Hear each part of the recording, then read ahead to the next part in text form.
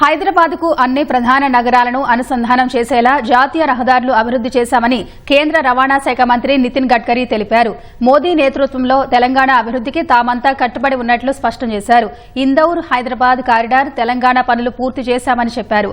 Amberpet flyover ను కిషన్ రెడ్డితో కలిసి ప్రారంభించిన గడ్కరీ 2200 కోట్ల విలువైన రహదారి ప్రాజెక్టులకు ప్రారంభోత్సవం, శంకుస్థాపనలు చేశారు. తెలంగాణ అభివృద్దికి ప్రధాని మోదీ సారథ్యంలోని ప్రభుత్వం కట్టుబడి ఉందని కేంద్ర ఉపరితల రవాణా శాఖ మంత్రి నితిన్ గడ్కరీ తెలిపారు. హైదరాబాద్ కు అన్ని ప్రధాన నగరాల్ని అనుసంధానం చేసేలా జాతీయ రహదారులు అభివృద్ది చేస్తున్నట్లు చెప్పారు. ఇండోర్ హైదరాబాద్ కారిడార్ తెలంగాణ పనులు పూర్తి చేశామని చెప్పారు. మహారాష్టలో కూడా పనులు త్వరగా పూర్తి చేస్తామన్నారు. 20 గంటల ప్రయాణం 10 గంటల్లో పూర్తవుతుందన్నారు.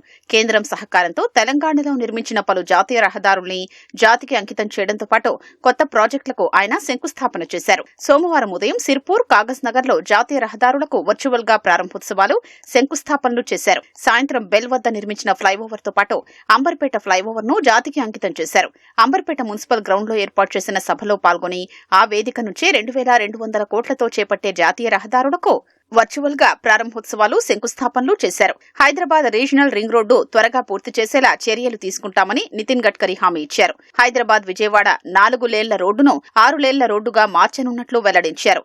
ఉప్పల్ ఎలివేటెడ్ కారిడార్ ఫ్లైఓవర్ త్వరగా పూర్తయ్యేలా పరిష్కారం కనుగొన్నట్లు చెప్పారు. अनेक दिनों से उप्पल एलिवेटेड फ्लाईओवर का काम चल रहा है।